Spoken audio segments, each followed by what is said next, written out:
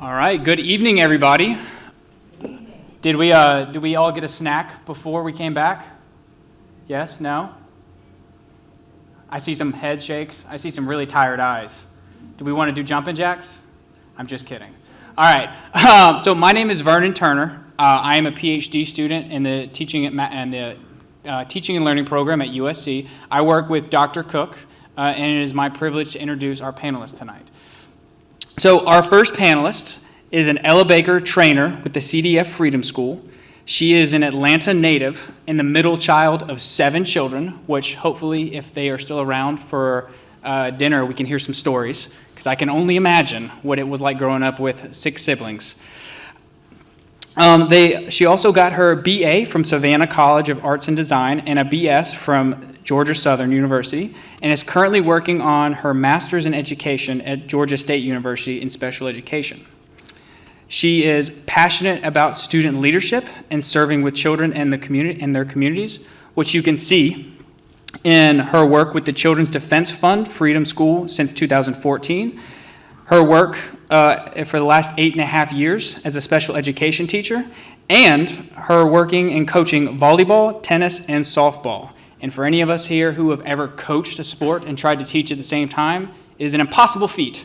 So I wanted to definitely highlight that. On top of that, her hobbies, sorry everyone. Her hobbies include traveling, a spoken word artist, painting, writing, holistic naturalist, and she's the creative owner of Cut and Paste. So without further ado, I'd like to introduce Kristen Montgomery.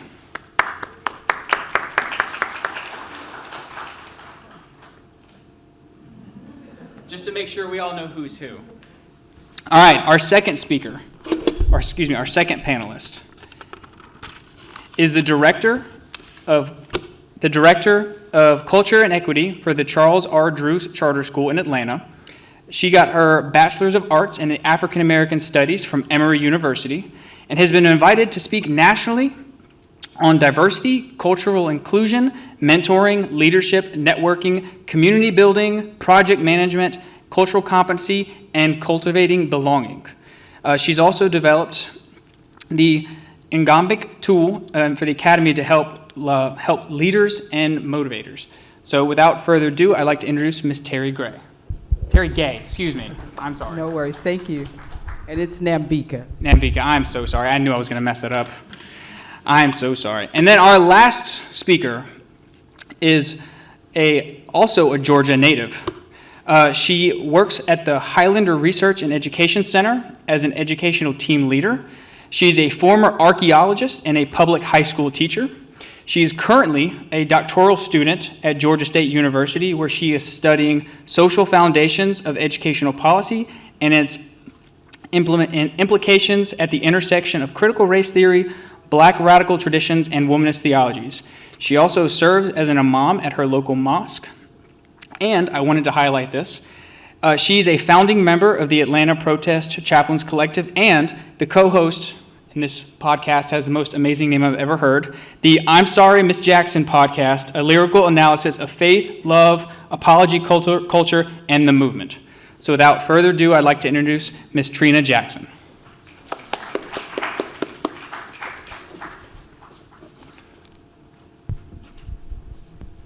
So I have the, is it working? Okay, sorry. So I have the pleasure, we just have a couple of questions to get the conversation going. This is a dialogue. So after we get warmed up good and they respond, I hope you're germinating some questions that you want to ask and engage them as well. So to kick off the discussion tonight, I have a question about the legacies of the civil rights movement. And particularly, I'm interested if you could speak to how have aspects of the civil rights movement most informed your current work. So if you're thinking about what you're doing now, which parts of the civil rights movement have most informed your work now? Well, I'll begin. I would say it has informed my work because actually I am also, amongst the many other things I do, is the assistant producer for Beloved Community Talks with the King Center. So I actually am most often on Auburn Avenue doing some of that work. And so it informs the work also because I get to look at how those things also still have relevance for today. What are the impacts? What were the things left undone? And also being able to bring those historical resources to the students that I work with who often don't have much more than Dr. King or Rosa Parks as a kind of a space of understanding around the civil rights movement. So that is how it informs the work that I currently do, because I literally am at the King Center doing that work. And then also being able to have the bridge be connecting the dots for our students who actually don't necessarily always have the depth of the historical context of the civil rights movement. Can you all hear me? I think for me, just being an educator, though I work with scholars with disabilities, I'm an advocate for individuals with disabilities in the community and things like that. So I'm always looking at what can I use to make connections to what we're doing. And a lot of times the legacies from the civil rights movement, it really impacts the way that I go into teaching, because I'm realizing how much we still have to do. Though some of those legacies did, achieve some great accomplishments, such as like different accommodations in public aspects or voting and things of that nature, it also left a lot of things undone, as my sister here spoke on, that we really need to kind of hone in with our youth. So it's very important for me. I work with all ages of children, and sometimes it's difficult for them to make the connection to the 60s and now. So sometimes just realizing where we've come from, but where we still have to go, making those connections with what's relevant now, what's still relevant there, just has a different name, a different face, a different way of taking on a place in people's lives. I really use the legacies such as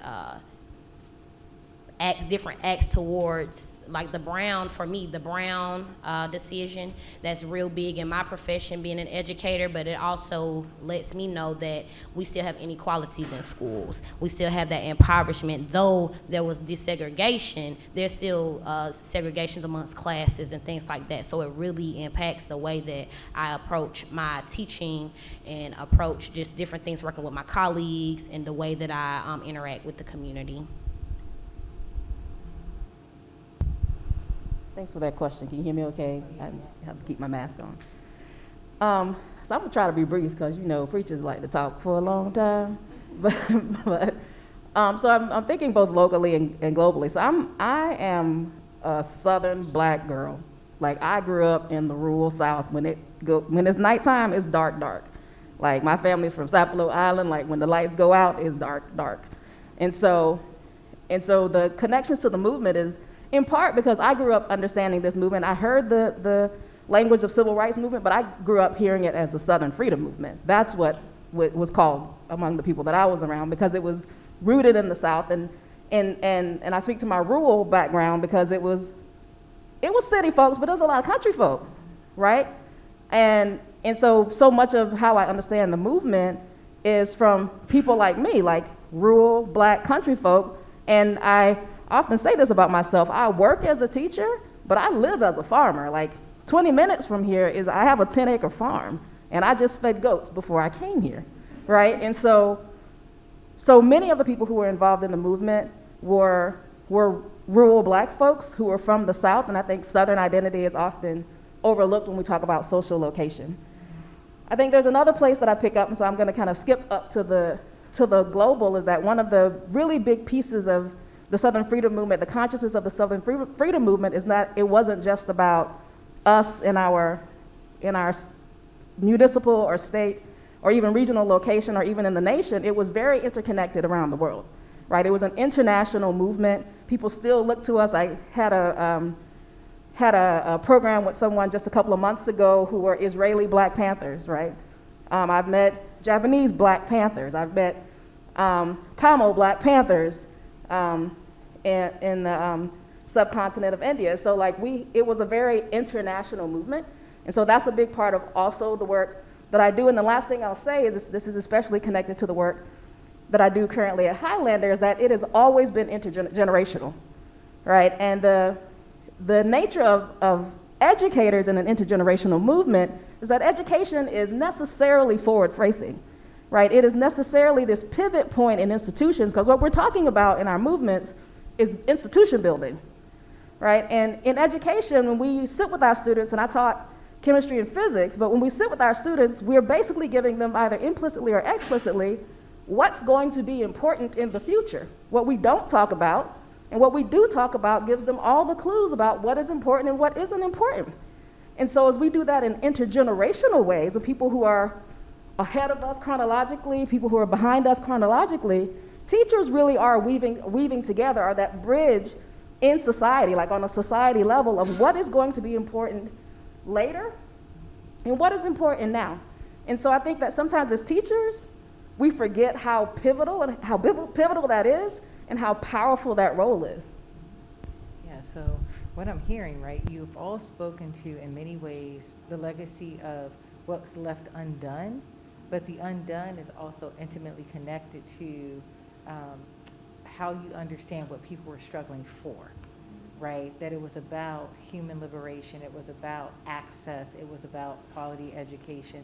And I also heard you talking a lot about making the movement relevant to who you are as a person, that it was connected to people, the everyday people, the Black Southern rural folk, the inner city Black folk, that it wasn't just this top down nature. I'm hearing you kind of talk about the bottom up. So thank you for sharing those thoughts about the legacies, and it's really in line with the conversation I think we've been having in our sessions and what we were hoping to talk about today.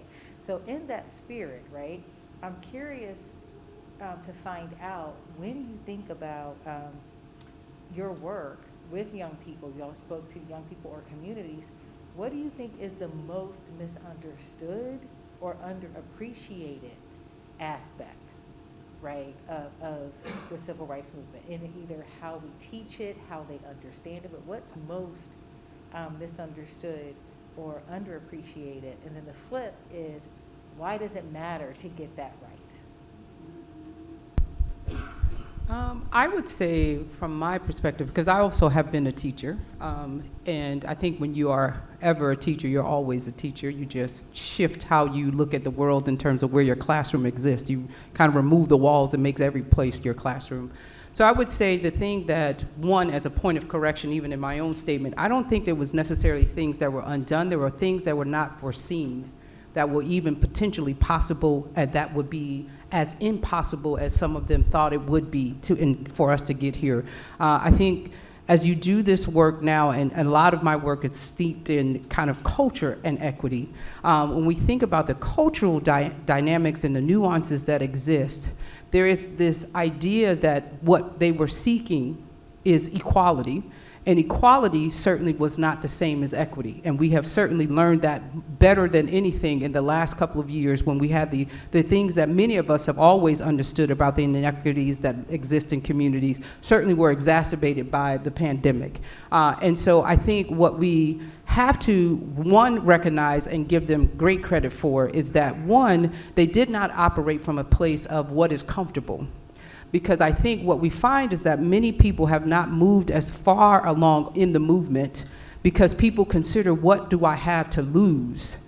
And what is uncomfortable about this? Because in most conversations, when people started talking about DEI and all these other things, people often talk about, we want to make this a space that is safe and that is comfortable. But we understand that what they were existing and dealing with in the civil rights movement was certainly not safe, nor was it comfortable. And so we have to be willing to push ourselves beyond our levels of comfort. And what we have is these notions of safety when we recognize the number of ways in which life is very much in peril when we think about issues regarding culture and race in this society. I think the other thing that young people are not often aware of enough is how young the people were who were actually a part of the movement, who were willing to sacrifice in major ways. And I'm talking about the ultimate sacrifice, which is your life. When you are thinking about, what does this actually cost me beyond my material things or my lot in life, so to speak? What does it potentially cost me in terms of just living to see these things happen? And so I think being able to have that articulation, and that's part of what I do with young people, is show them the videos of the young people. The youngest person to be arrested for a civil rights movement was 2 years old. Now, granted, the 2-year-old probably didn't have the wherewithal in Alabama about why they were being arrested, but they knew that they wanted to be a part. And I think the other thing that they don't necessarily have an appreciation, because this is the generation of technology, is that you're talking about people who had to strategize and organize without the advantages of a telephone many times, without the advantage of television, without the advantage of social media. You're talking about people who found a way to find a language of resistance that allow for them to build a momentum and a movement in spite of all the barriers that were facing them. And so I do wish to have them understand that, because what they have, I find often, is this sense of 3 seconds. And that is because much of what they can touch in the world is available to them within 3 seconds. And so when you are coming from a generation of immediacy, I think that idea of delayed or things that you may not see that you demand for today that may not come until maybe 5 years from now, because there's a process by which it happens. I think that is the thing that I offer to young people most often. That to your point about being a farmer, there might be things that you will plant the seed, but you don't know as the farmer that you live till the crop comes in. And so that's the reality that you have to give to young people, that you may be planting the seed of the thing you will never enjoy when it comes to bear. And so that's hard for young people, because they are so accustomed to things being readily available to them. So you have to keep reiterating what were the sacrifices that came along with this movement. And from an intergenerational standpoint, it is also, do you make room and understanding and grace for people who are not in the same place as you? There are different levels of fear. There are different things that have given them pause, or even sometimes paralyzes them from being able to move forward in the way you think they should. But do you give yourself grace to have a different understanding of that? You all have a different language. I can tell you, pronouns were only used in my English language arts class. It was not something that was demanded when you even enter or put your name on something as your title. But that's a shift that is happening, but it also requires some grace for generations for whom that wasn't their place. Doesn't mean you excuse people, it simply means you give them grace and you seek understanding as to why there are differences and how they're moving forward in the world. So those are the things I would say. One, the lack of real understanding of what comfort and sacrifice really are about, and how they really don't necessarily have a place when you're talking about the fight for equity. And then I would say the other thing is them not necessarily having a clear understanding, because, you know, when you look at images of Dr. King, it is hard for people to grasp their mind of how young he was, because in their minds, to our students, they're like, he was only what? He looked 65. But so, so everything over 25 to them seems very old. And so when you start giving the ages of the people who were involved in the movement and the ages they entered the movement, it gives them another level of appreciation for what they have the capacity to do. And it doesn't require that they have a PhD behind their name. It doesn't require that you are a millionaire. It just requires that you see a need for change and you figure out what gifts, skills, or talents do I have to contribute to that. That's the thing that I try to push for students that I work with.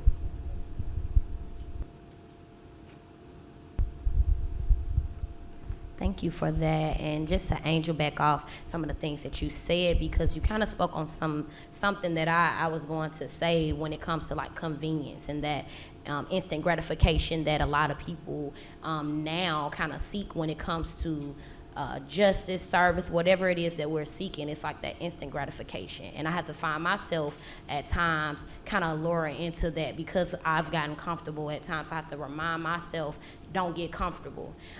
So it's important to me, outside of just being an educator, but definitely being an educator, for my scholars to understand that what you really desire or what's bigger than you is not gonna come easy. And you mentioned about the children really being the face of the movement, and that's something that's very unspoken, especially in public education. I show my scholars all the time the Children's March, that documentary, very powerful documentary. A few years ago in my 8th grade literature class, I made it my business to introduce literature like Claudette Colvin and things like that, literature about young people who were making these decisions, making differences at 13 years old, 14 years old, because they only hear about the Rosa Parks. They don't know about the Claudette Covens. They don't know this was a 15-year-old black girl that, I don't want to say did it before, but it's just so much to the story. They, like you mentioned, with Dr. King, him being this young leader in his own right, but in addition to him, you have Sylvia Mendez. You know, for my Hispanic scholars, you know, the understanding that these were young people in school who decided that, you know, they wanted a change, that they may not live to see, you know, the results of their labor and things like that, but it's just definitely important for us to bring that to the light. The babies were ready to work, and it put them in uncomfortable situations. And I tell myself, even like when I'm working out, I'm like, okay, I'm not gonna make changes to my body if I'm comfortable. So, you know, we have to make change in uncomfortable situations. So I just think that it's just very important that we remind ourselves. We have to do a lot of reflection of our why, of what's bigger than us, while we're trying to pour into young people, or even our elders, or even people who have just become comfortable with where they are and who they are, and not really understanding what it will take to bring forth whatever type of change we seek. So I just appreciate the things that you highlighted on, because it was literally, you know, a reflection of some of my inner thoughts. So I appreciate that. Yeah. That's what kindred spirits are doing, right? Y'all are flowing into each other. What do you got? Taking all my answers. Amplifying, it's just they amplifying. You know, I think that one of the pieces I think that doesn't get talked about a lot, because as we were coming through like the 90s and the early aughts and learning about like multiculturalism that's kind of morphed into DEI, we had a place for race, class, and sexuality, but we didn't talk a lot about religion and philosophy and spirituality. And a big part of this movement was religion and spirituality. And it doesn't have to be the same, because people definitely abused it, but I watch as the movement is developing now, like, so Black liberation movement, like, so not just Black Lives Matter, but as a trajectory of Black liberation movements. And there's a reason that it started in the street, that it didn't start in a church basement, that it didn't start in a masjid, because I don't know a lot of places where a Black trans woman can say, I have an idea, and we'll get the mic and the money to talk about it. And so it couldn't happen in the traditional places from the Southern Freedom Movement, where a lot of the community building happened, because religious folks have a lot of debts to pay to other people who are marginalized in society, or at least a lot of apologies to give. So I think that's a piece of it, but that's not to say that this movement isn't deeply spiritual that's happening right now. It is. And some folks are going back, some of the religions they grew up with, some of the spiritual tools that they grew up with, and finding new ones, combining, making different combinations of them, coming up with some new ways to use old tools. The best choir I ever heard was in a gay bar. And so I think that's an important piece, because it's the guts, it's the foundation, it's the why. Like, why are we willing to die for something? Why are we willing to sacrifice and show up? Keep showing up, because mostly we're losing. Mostly it feels like a loss, just in dominant structure. And so we have to have something that it's built on, something that gives us a sense of existential fulfillment, that we fundamentally, philosophically, or spiritually believe that the arc of the universe, the long arc of the universe, bends toward justice. And maybe we don't. Like, I have struggled with that. Like, maybe you don't. But why are you showing up? I think that, again, like my colleagues have already said so much about microwave culture, but I also think that, especially with the youngest folks that I deal with, it's warranted. Everything we've told them is true is not. That the value of $1 is no longer the value of $1. That the sun will come up and it only gives you good photosynthesis is not true. It's killing us, right? That we can live at peace. Everything that we've told them, religious leaders, stealing money, doing bad things to kids and all that. Like everything that we have told them that holds up the structures of society has shifted in the last 20 to 30 years. Why would they believe anything we say? And so they lean into the things that give them comfort, which is reasonable. I also know lots of elders who are in the movement, ain't got no pension, still working at 85, living in somebody else's house.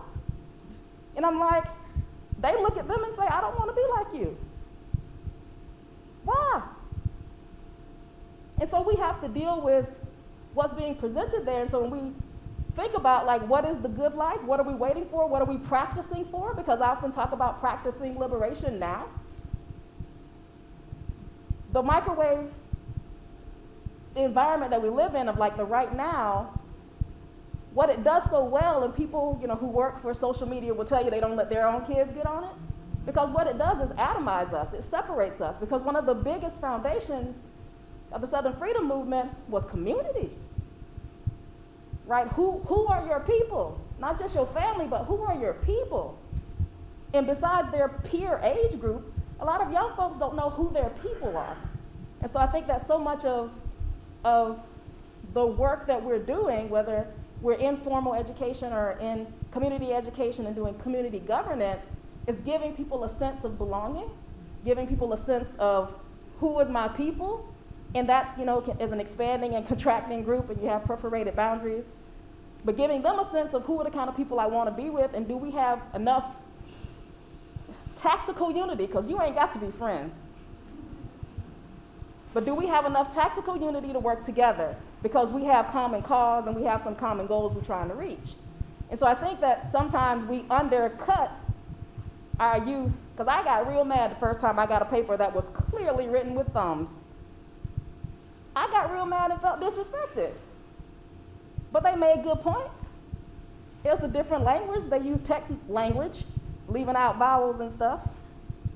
But once I got over how I felt about that, they were making valid points, right? It's just another, and so I'm like, I got to lean into the language justice that I say I'm about. It's another language. And so I'm definitely not saying millennials, Gen Z, everybody's perfect. They're gonna go through all the stuff that we all go through in maturing. But they have some really good reasons to be distrustful. They have some really good reasons.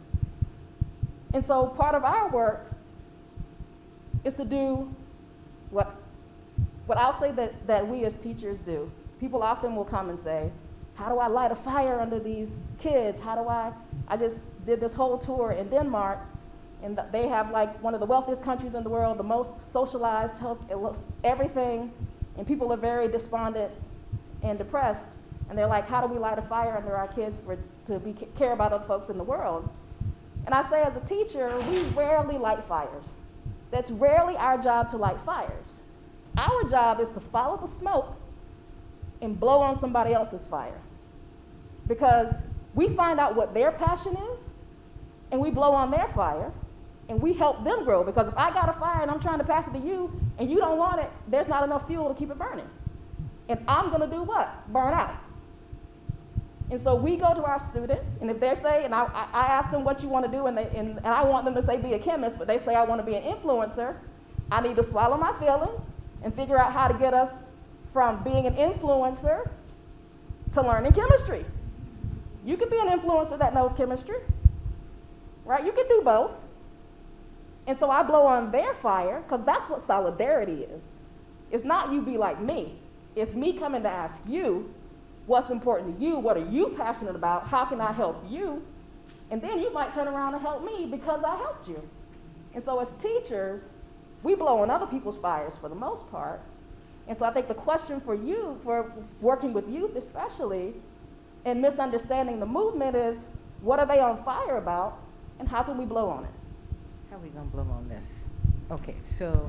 Well, y'all can I ready? just follow up a couple of things? I think the other thing that has to be critical in the teaching of the civil rights movement are the flaws in the movement as well, because I think fundamentally people teach it as if it was this system or this process that did not have flaws. We are clear that women were denied a right to voice in the movement. If you had a sexual orientation that was not popular, you could be a part of the movement, but you certainly were not put out front. And so we do need to also make sure that our students have an awareness of that, because that is the lesson for what do they not repeat. Because there were things that we should not repeat. We should also not be asking them 50 years from now to be asking the same questions that were asked 50 years ago. So some of that is sense of urgency that they feel right now, we should actually, as you say, be igniting them to actually set this world on fire, not participating in the current institutions, because the current institutions are designed for them to be exactly where they are. We have to teach them, how do you go in as if you are a person who is planning to implode this house? But how do you do so in a way that allows for you not to blow yourself up in the process? Because the house needs to be blown up. It doesn't need to be taken down piece by piece. No. It needs to be imploded. But how do you do that without blowing up yourself and the other things around it that allows for you to have then a foundation to rebuild as it should be versus as it is? And so the challenge that I often say to our teachers when we are doing sessions is, how do you teach children to dream of the world that they should have while they're existing and able to still demonstrate academic knowledge of the world that they're in? Because unfortunately, we don't go about education from a space of compassion. We are still in a space of competition. And so we don't teach children how to recognize humanity with other people. So to their point of that, they don't necessarily have that connection, because we don't make it. Schools are the only place in the 20 years that I existed that I wondered often, did people tell you that children would not be in the building? Because it is the one place that I watch educators be the most hateful to the very people they're supposed to be serving. They walk past them, they do not say hello. They do not care whether or not they have things that are happening with them. They assume is that these small persons can come into a classroom and, independent of what they've experienced at home or on their way to school or in school, somehow they have a switch that allows them to turn it off. But I watch those same teachers need a moment. I watch those same teachers not be able to get off their cell phones when we're in trainings. All the things that irritate them about their very students are the things that I watch them do, which is usually why it is so irritating, because that's the mirror of who they don't think they are, but that's how they're showing up. And so it is that you are teaching, and one of the things I expressed to my teachers last year is that there is a need for you to have a consciousness and a culture of care of how you are teaching history as well. Because truth is a painful thing if you don't know how to process it. And the average young person is not fully developed in their brain to be adults until at least 25 or 26. So there are limitations to the capacity of the things that their spirits, their hearts, and minds can not only hold, but also process. So in my endeavors to teach you truth, have I also considered what is the consequence of that truth when you receive it? Have I thought about, do I even know of counselors in this building that if I unearth something in that truth in your spirit, that I know how to handle and walk you back to a place that feels safe for you to still be in my classroom? And so this is also important to me to have this conversation with educators, because again, you know, you have people, and first of all, as a language arts teacher, I am most irked when people say, this is woke. You mean awake? And so even that in of itself is problematic. And I do think that the challenge that we have to find ourselves at being able to do is, when I go into a classroom, my job should not be to teach you what to think critically about. There is a distinction between me influencing you on how to think versus me developing your ability to think critically for yourself. The way in which I do that is I continue to ask you the question, why? How? Those are the things that allow for me to say then that what you are saying to me is equally valuable as to what I will say to you. The teacher who comes into the classroom and says, I already know this, and I'm trying to make sure you all know it, is the teacher who's already failed them before they start the lesson. Because if you don't understand the power of reciprocity within your classroom, then you have already missed the mark on what is your ability to be an excellent educator to the young people that you work with. And that is from any generation that you are dealing with. That you have to make sure that those young people understand every single day, which I think is, again, back to the civil rights movement. What made those young people willing to sacrifice the things that they did is they actually had the temerity to believe that they had the power to do the thing that they wanted to do. And if you can allow your children to be so emboldened to believe that they have the power to do the very things that they want to do, but it must be based in and steeped in everyday humanity, that is the consciousness that they have to be operating from, which is, again, some lessons that we gained from the civil rights movement, and some that we realize that what you missed is what we now get to do better. And that is the opportunity that we present to our young people. It is not a dismissal of the past. It is an embracing of, here's what they knew based on what they knew. And this is how they operated based on what they knew at the time. But now that we have different information, we can do it differently than we did before, but we don't have to throw out everything that they did either. So they're not in competition with the past. They actually should be elevated in their thinking based on the past, being able to inform it, either to replicate it or to never do it again, because those are the opportunities that exist for our young people right now. Yeah. You also, you're talking about, my notes, I'm running out of paper, right? So to the alliterative tradition and the spiritual communities, right? I heard you talking about consciousness matters, right? That students need to be able to, and I love the question that you posed, is what's the consequence for the truth that we are teaching? And what is our obligation to create spaces for them to grapple with that? Y'all all talked about embracing the contradictions, that there were contradictions in the movement, and they matter because then it helps us, I think, address that question of what did they do then that we don't want to repeat? So not acknowledging our LGBTQ folks who didn't fit neatly into boxes, right? And how we might be doing that same thing today. And then I also heard you all talking about collective power, right? And community, that this was not this isolated, these individuals who went out and did it on their own, and they didn't engage other people, engage with other people, and listen to other people's concerns. And then, y'all don't know you did this, but you also hearken. Everybody know who Pauli Murray is? Yes. Okay, if you don't know who Pauli Murray is, you should walk out of here and Google her, or Google her now. And the documentary on Netflix was so dope for many reasons, and one of them is because she made a statement that said, I lived long enough to see the things that people told me were on the fringes, that were out there, come to fruition. So most people don't know it was Pauli Murray who, as a law student at Howard, articulated the strategy that Thurgood Marshall and that legal team took to argue Brown v. Board. It was also Pauli Murray who started to question and think about what we now call transgender, right? And we don't talk about that aspect of her story. So I really appreciate just the way that you all are helping us think back, think forward, and think now. And you also addressed the third question I had, which is, if we want to engage young people in this type of work, what should we do? So I heard you all say we have to be brave to create brave spaces, not just safe spaces. I also heard y'all say that we need to give people grace to be where they are, but at the same time, push them and think about making it your business to move beyond that comfort zone. And the other powerful thing I heard you all say as far as what this means for our work with young people and ourselves is to embrace the spirituality, the whole person, which is something that I think is really different and distinct now.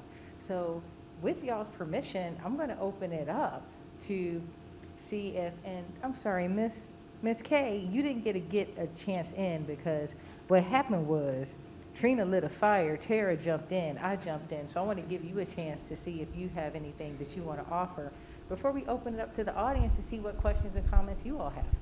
Well, I appreciate that. I mean, I am grateful for what they spoke on because, like I said, when you put like-minded people next to each other, sometimes it's like their ideas go into their head and it comes out of your mouth, so it works out.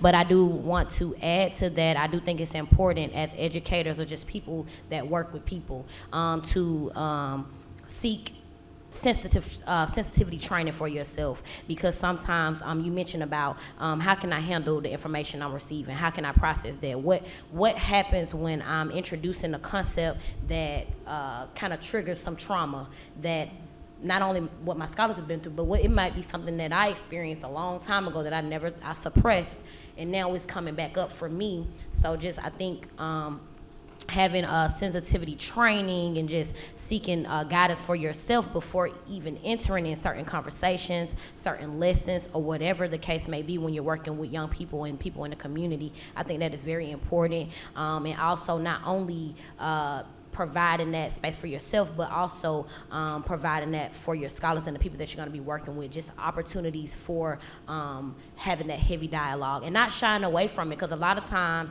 if you really listen to our babies, they are talking, and you know, a lot of times their voices are silenced. Oh, we don't raise hands in my class. I just want to throw that out there.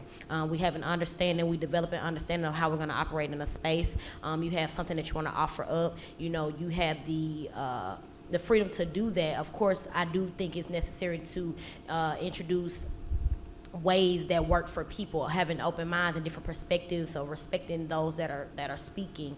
So one of the expectations we use something called one mic. So we understand that, hey, I have the mic, so, you know, I'm speaking, but it's not like, you know, I'm not gonna let you speak, I'm not going to yuck your yum, things like that. I definitely think that it's important that we give our babies every opportunity to have their voices heard, and their voices may look a little differently than what mine did in my time in the classroom, or what your voice looks like.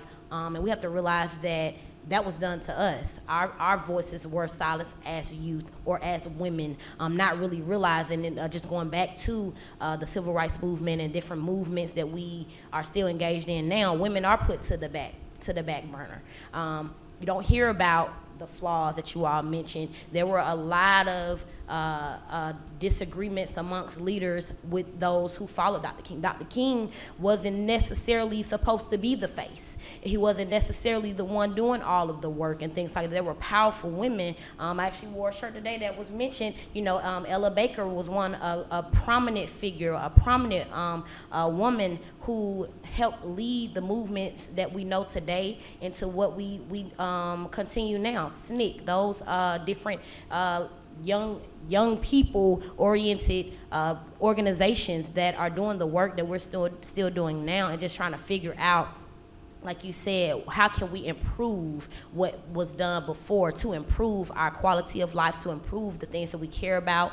And I always say this saying that children do not care what you know until they know that you care. So really just finding something to make that connection, like you say, to blow on their fire, blow on their smoke, to meet them where they are, and then maybe find a common ground, or like you say, put your personal things to the side and figure out how can I foster what you need? How can I be a vessel? Like I try to tell people, I'm a facilitator in the classroom. I'm not the lecturer. I'm not, you know, talking at you. I'm talking with you. I'm learning from you just as much as you. I hope that you learn from me and things like that. I just think it's important that we keep an open mind going into education and community work. Thank you for that. Another added layer, right? Another added layer. So what questions, comments do you all have? Because I heard some snapping, which is good. And we're also doing some overlapping. I'm rhyming, see? So overlapping is not necessarily interrupting. We just overlapping because we're both excited, right? So what's going on in your heads? What do you want to know? What do you want to talk about? What questions do you have? My name is Robert Scarlett. I teach U.S. history and African American history in South Carolina. And I was wondering about your approach to apathy about our history in the classroom. I try to make connections to their world today and make those connections to the past. But you still have a lot of kids. The school I teach in is 85% African American. But it is my white students who are interested in what I'm teaching. And it's the black kids who are like, man, why we got to be here? I don't care about this stuff. Have you faced that type of apathy, and how do you overcome that type of apathy within the African American community? And maybe even more so, you have certain people like an Ella Baker that you think are really good role models to point to really get kids fired up. Well, one thing I would say is I would rethink that it is actually not apathy. The institutions that your students have existed in have told them that they have no value. So you coming in now wanting to teach them African history or African American history is in opposition to everything else that they've experienced in their educational background so far. Now, white students probably have the luxury of having excitement about learning about these things, because again, this gives them an opportunity to learn something different, because they have always been told that they are valuable. So why not make room for something else to be important or valuable to me as well? And so the first thing that I do for my students is not have assumptions that they don't care about who they are. I ask them, what have they already learned about who they are, but not from the standpoint of what is in the book. I tell them, and I make room to, when we first start out, I say, well, tell me the story of your name. Do you know your family's name? What is the connection of your family's name? Does your family have a connection that is greater than where they currently are to that particular name? Do they know the history of the name? Then I ask them, well, what is your neighborhood called? What is the story of your neighborhood? Do you all have a different language in your community than you do when you go outside of your community? What is that? Let's include that in our classroom and in our discussions. And so the first thing that I'm doing is not asking them to care about something that they've been told, quite honestly, that they should not care about. But I want to ask them, who are they?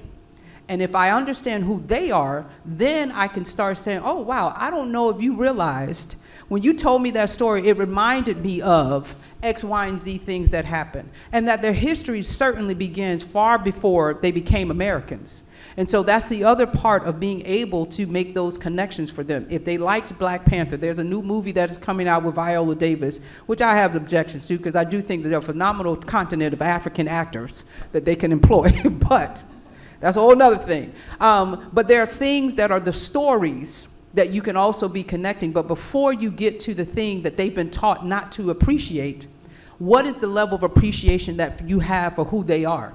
What is their story? What is it that who are the people in their community that they trust? What information do they share with you about what life is and what you have as an understanding of who you are? Those are the things that you have to first connect with your students on, because again, unfortunately, much of what they've experienced in education says to them repeatedly that you are not valued here. And so therefore, I don't even recognize you as a whole human being, because what they also have learned, if they had any part of history, that they were once considered 3/5 of a human being. That is a lot to place on a young person and have that continue to happen to them. There are two ways in which children are experiencing racism in school. It is both institutionalized and individualized, both from either their teachers as individuals or their peers. Because what we understand is as early as sometimes 18 months, children have a recognition of race. But certainly by age 5, they've also begun to segregate. Now, what you will watch and happen is in elementary school, there's less of the segregation by choice than what will happen by the time they get to middle school, because by the time you get to middle school, there's another level of identity that is happening for you, that you are beginning to believe that there is something unvaluable or less valuable about people who are not like you. And so again, those are the questions that I would have for you to maybe to extend to your students. And I find that much of the things that are happening in education is really around the language that we use and the way in which we speak about certain things. We speak about things that are called privilege. Well, it should never be a privilege that you are completely innocuous or not caring about the conditions of other human beings. That shouldn't be how we describe that. So we should be talking about advances that are afforded to people that may be based on race or based on economics or whatever those things are. Those are the ways in which we should be phrasing those things to children, because quite honestly, if I'm a child, if I understand how privilege exists, why would I ever want to give that up?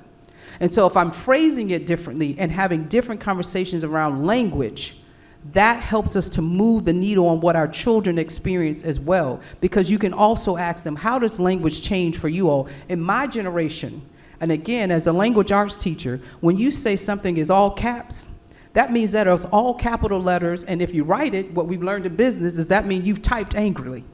But children say, no, that just means you ain't nothing but lies. And so there's a way in which language even transitions between each generation. Do we have a different understanding around language? Those are the ways that you can engage your children in a different way, that it sparks a need for them to now want to be actively a part of your class, because you're actually asking them to participate in their education versus just be recipients of education in your classroom. But again, it is first understanding what have they been denied when it comes to the ability to learn about who they are and how valuable they are as human beings independent of race, but also with race as a consideration.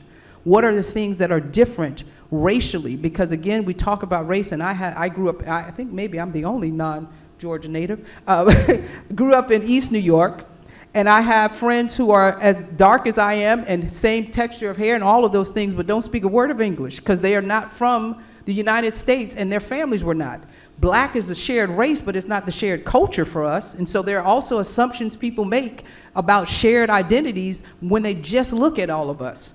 But if I make room for what are the cultural things that you do within your community, again, it's reshaping how you're bringing them into the conversation and their education versus assuming that they actually just don't care. Because reality is if they are apathetic, we have taught them that lesson. And if they are, by the time they get to you, completely apathetic, then someone else has succeeded at their job of making them not interested in who they are, how powerful they are.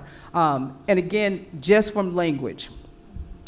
We have people who talk about black girl magic. Well, magic is the process of the mastery of illusion.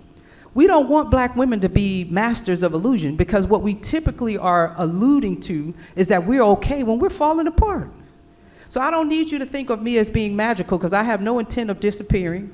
But I think I need you to think of me as profound as a collective contributor to my society. There's so many other ways that you can describe me, but don't describe me as magical. Now, for women in the audience or other people for whom that is a compliment, it is not for me. And so it is, again, asking the questions around language.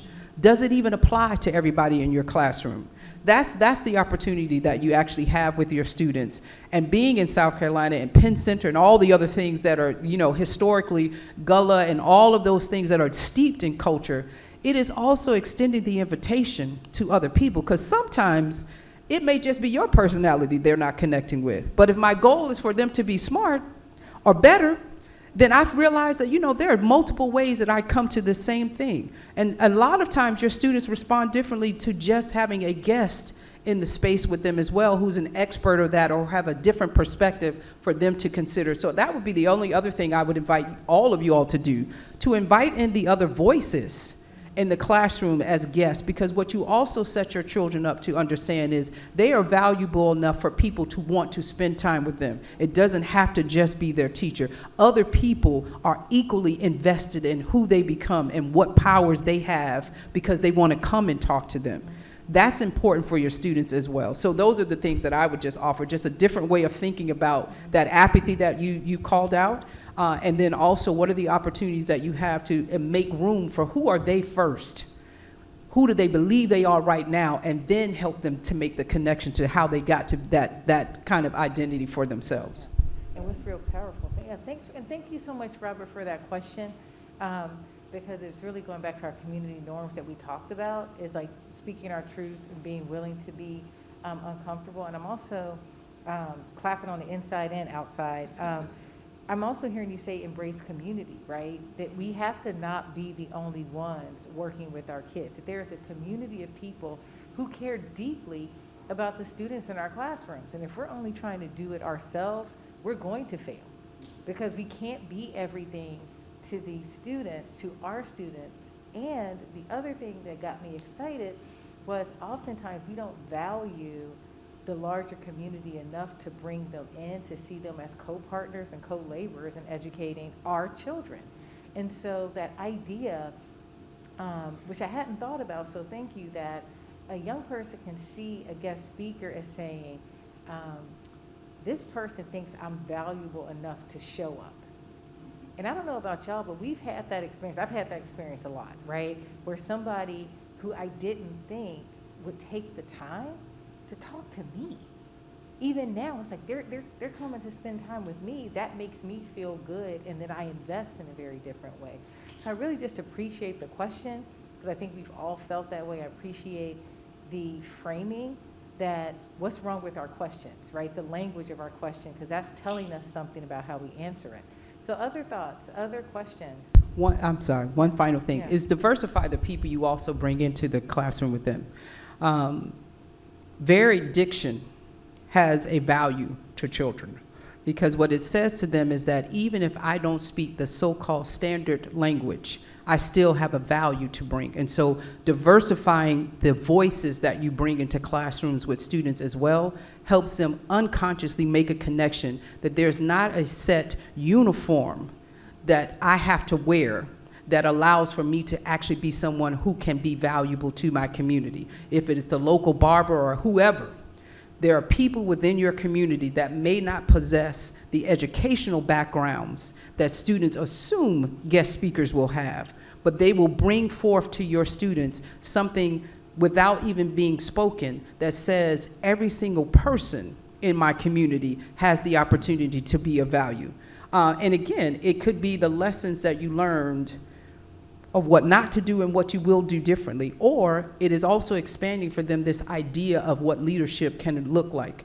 I worked in schools in California working on projects. The school that I was working in, the community sat, there was 2 blocks over was the head of the Crips, 3 blocks to the east was the head of the Bloods. And the project had to happen in the middle. Well, guess who had to figure out, well, you better figure out how to talk to both these gang leaders so that the day that these projects are happening, these children are safe. So I have to recognize that independent of that being I'm not a gang member, but I recognize the leadership that they possess within that community. So I got to figure out how do I navigate that.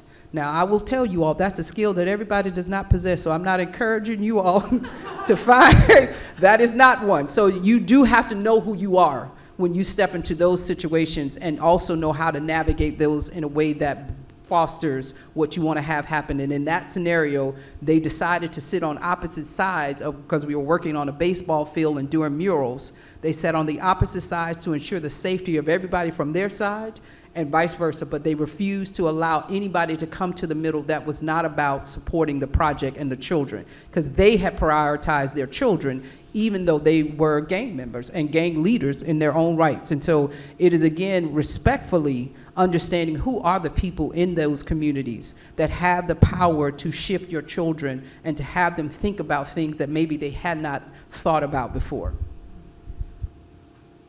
Other questions, comments? I see y'all percolating out there.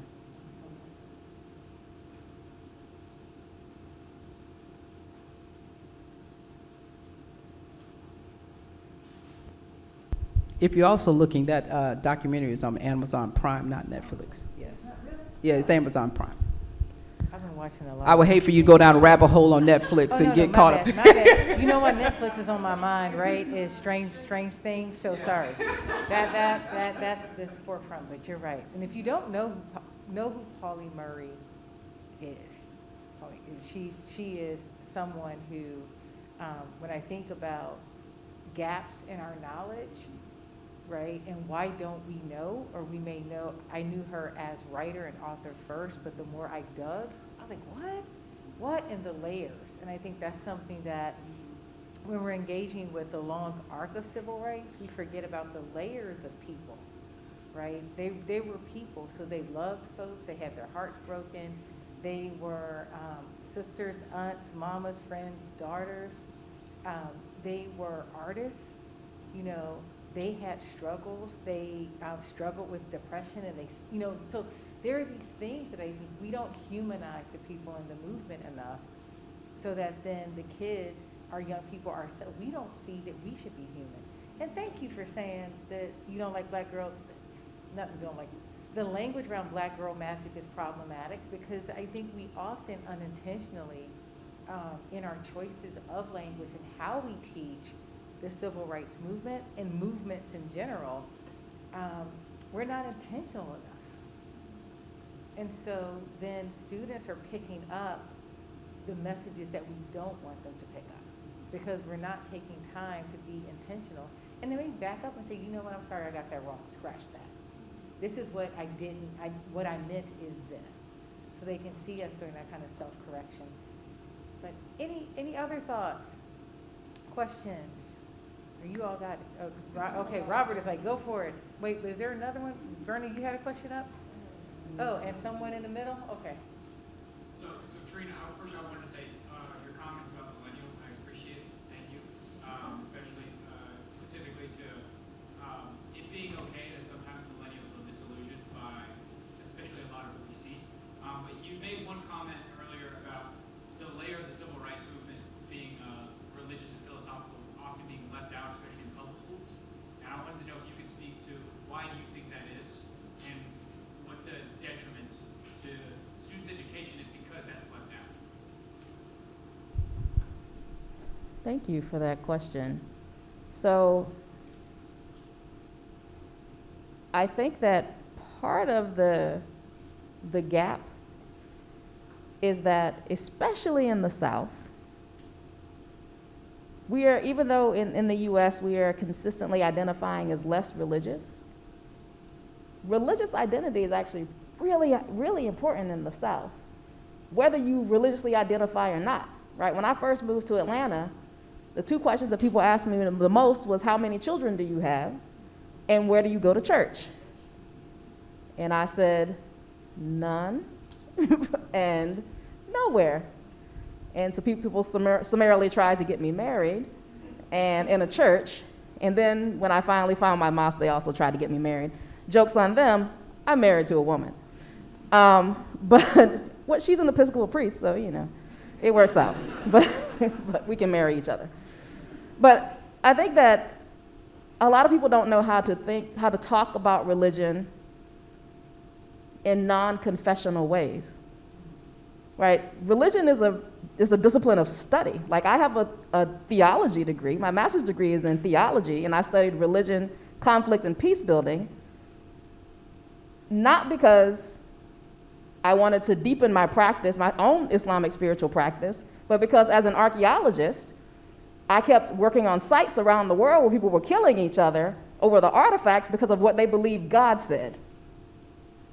And so I needed to learn about how religious identity, cosmology, how people understand the end of the universe, how the teleology, like the ultimate ends, are related to their identity. And still, as we look at, whether we look at the recent ruling of Dobbs v. Jackson overturning of Roe v. Wade, we look at some of these trans bills, those things are based on religious beliefs. And so until we connect, and I think that a lot of times, especially on the left side of the political spectrum, over the last 30 or 40 years, we did not play this game well and take people seriously when folks on the very far right were building institutions based on fairly extreme religious ideas that are no longer considered extreme. And so a lot of times we don't know how to talk about it beyond what I believe, and a lot of our theologies about what I believe has not developed beyond what we learned when we were 12. That happened when, and I'm going to give a trigger warning here, when Jeff Parker, the CEO of MARTA, in January lay down on the tracks at the East Lake Station and ended his own life. And so when people had to talk about this CEO who ended his life, they didn't have theology around that. They didn't have a way to talk about it in a thoughtful way beyond what they learned when they were 12 and hadn't thought about it since. Same thing with sexuality, same thing with money and economics, same thing with the death penalty. And until we learn to talk about religion as it exists in society as institutions, as it's a religion as a discipline, comparative religions, we'll always be in this place of, well, I believe, and we'll be in this place where legislators, and I'm married to a legislator, my wife is a senator, where legislators are legislating from their beliefs, and what we're dealing with is a theocracy. And I will say that as a Muslim, what we're looking at is the Christian version of Sharia. And so until we learn to deal with religion as it impacts our lives, we're going to be in this struggle over state-legislated, state-sanctioned religious ideas that are not neutral, but that are not clear that it exists in plurality with others, right? Because this idea, even if we're talking about the recent legislation coming from the Supreme Court, it's a medical conversation that's layered with moral and philosophical meaning. But if we don't have that conversation, if we don't have safe places to talk about that, we will just not talk about it. Because I know that, especially folks who are teaching in formal classrooms, you'll get in trouble for that. But if you're talking about it as a discipline, if you're talking about it like in debate, You talk like there are ways to talk about these things that a lot of times in the South, we don't. Because, I mean, I'm Muslim now, but I grew up in a Pentecostal household. And my people mean Jesus all the way. Right? And so we didn't have discussions about what happens when a baby dies. Right? And so, or what happens when a really good person gets cancer? Or what happens when 450 years ago, your people were taken from another continent and brought over here? Is that what God wanted? And so we have to deepen for ourselves the practices around how to have conversations, and we can still have our own confessional beliefs, but how to talk about religion in the same way we talk about math, right? In the same way that we talk about other subjects, because it's a real subject, it's a discipline of study, right? And I say that, and I want to make this distinguishment between religion and spirituality, because those are different things. And like, again, for those of you who identify as educators, many of you know Parker Palmer and Bell Hooks and other people who write about spirituality of being an educator. And I think that as much as, we can sit here and say things and admonish different things, it's not easy. Like, I know that it's not easy, and I want you to be encouraged because people want you to be everything to everybody. You spend more time with other people's kids than they do. And you're supposed to be saving them from all the things and trying to help them learn something. And it's not fair. And if y'all were all getting together and doing heroin, people will tell you to stop. But because you're doing something good, they'll let you do it until you die. They'll let you sacrifice yourself on the altar of good deeds. It's too much. I don't tell you how many times I drove up in the parking lot when I was teaching and watching my colleagues crying in their cars. I have a good colleague who is a therapist. She only sees teachers. Like how there are therapists who only see doctors, her whole clientele is teachers. Because she was one, and she was like, we need help. We need specialized psychological care. And she only sees teachers. And so, and I hope there will be more who are doing that. And so I say that to say that teachers who develop your own spirituality or philosophical self, you need care. Right? We just be having y'all out here. I remember being at Walmart at 6 o'clock in the morning buying supplies for my chemistry experiments. And people were like, I couldn't do what you do. Teachers are wonderful, but they ain't put $25 on the belt to help me buy all this baking soda. Right? And they say they can't do it. And, when pandemic came and people had their kids at home and they learned that they actually hate their kids and want them to go back to school. And and they wondered, how do you spend all day with this person? They realize that what teachers do is really, really hard. But we don't have many avenues for people to care for us as teachers because we're supposed to be self-sacrificial, right? Especially because most teachers in the U.S. are women. Women are set up to sacrifice for other people. You are supposed to give to your own detriment. And so how do we resist? We got to care for each other. We got to bring in some other folks to care for us, build community among you. We've been talking about students building community with each other. Teachers have to build community among each other, right? Because there's a lot of surveillance and distrust. I know that the profession is being deprofessionalized from the managerial class. And so I say that to distinguish the difference between religion and spirituality, and I don't want to ignore that we're putting a lot of weight on the shoulders of teachers. Let me just also say, the other challenge is why it's not taught, religion and spirituality, is because most people aren't practicing it. Most people are practicing the Bible and its interpretations. Most people know the Bible, but they don't know God or Jesus. Because if they knew that, or any other faith, all faiths fundamentally are asking you to love other human beings because they are deserving of love just as you are. So there's nothing about religion that in and of itself is flawed, but man has flawed how they've used it to justify the things that are not morally based. And so what I would say is the reason why they don't teach it, because if they taught it, then they'd have to live differently. because they'd have to understand that fundamentally religion is calling for you to do nothing else but to recognize the need for love of human beings as you need to be a recipient of love by other human beings. Fundamentally, any faith that you look at is going to ask and get you to that place of understanding love as a fundamental way of living and of making room for other human beings to live. So now what you have is where people are legislating, when you're talking about the religious aspects of the current kind of rulings that are happening, that's not religion.